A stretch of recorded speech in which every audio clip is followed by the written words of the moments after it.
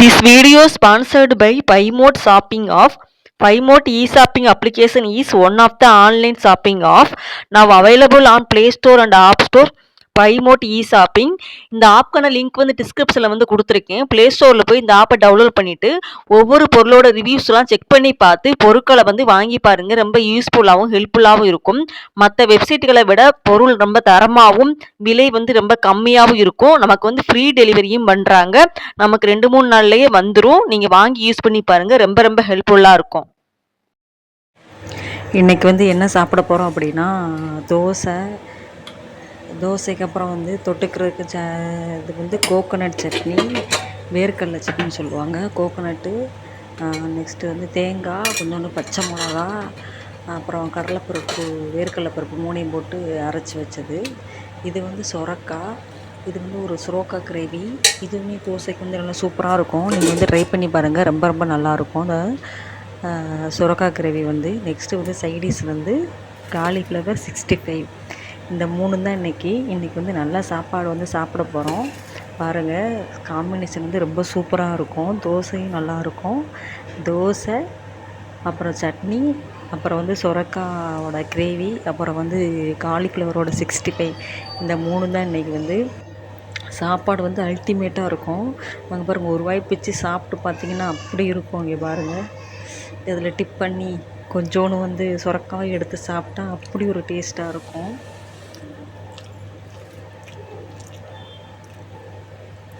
Next ஒரு போயிட்டு தேங்காய் சட்னி, சுரக்காய் செம்மையாக இருக்கும். நீங்களும் உங்கள் வீட்டில் வந்து ட்ரை பண்ணி பாருங்கள். சைடிஷ் வந்து கொஞ்சோண்டு காலிஃப்ளவர் சில்லி.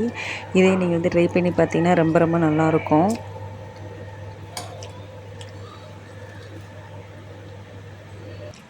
நீங்களும் உங்கள் வீட்டில் இதே மாதிரி தோசை சுட்டு வந்து சாப்பிட்டு பாருங்கள். ரொம்ப ரொம்ப டேஸ்ட்டாக இருக்கும். ரொம்ப ரொம்ப சூப்பராகவும் இருக்கும்.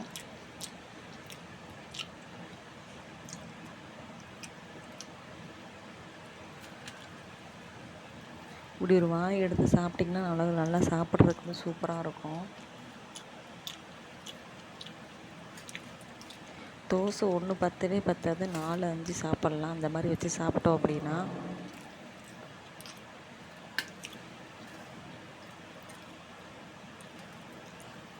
தோசை, வேர்க்கடலை சட்னிக்கு வந்து ரொம்ப ரொம்ப டேஸ்ட்டாக இருக்கும். உங்கள் வீட்டில் வந்து ட்ரை பண்ணி பாருங்கள்.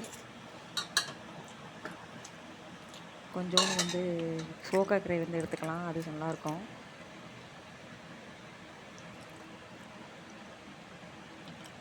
சுரக்காய் கிரேவி வந்து எப்படி பண்ணணும் அப்படின்னா, சுரக்காய் வந்து நல்லா அவிய வச்சுக்கோங்க. நெக்ஸ்ட்டு வந்து ஒரு சட்டியில் வந்து எண்ணெய், கடுகு, வெங்காயம், கருவேப்பிலை போட்டு தாளிச்சிட்டு தக்காளி போட்டு வதக்கிட்டு மிளகாப்பொடி, மஞ்சள்தூள் மட்டும் போட்டுக்கோங்க. அப்புறம் சுரக்காய், வேக வச்ச சுரக்காய் போட்டுட்டு தேங்காய், வேர்க்கடலை, சீரகம் தெரிஞ்சிருக்கும். இதை 3ஐயும் அரைச்சிட்டு இந்த 3ஐயும் வந்து இதில் போட்டு கொதிக்க வச்சுட்டு இறக்குனிங்கன்னா சூப்பரான சுரக்காய் கிரேவி வந்து ரொம்ப ரெடி ஆயிரும். உங்கள் வீட்டில் ட்ரை பண்ணி பாருங்கள்.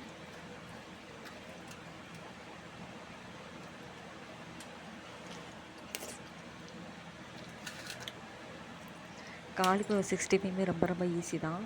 அதே உங்கள் வீட்டில் ட்ரை பண்ணி பாருங்கள். பாதி தோசை சாப்பிட்டேன், இன்னும் பாதி தான் இருக்குது.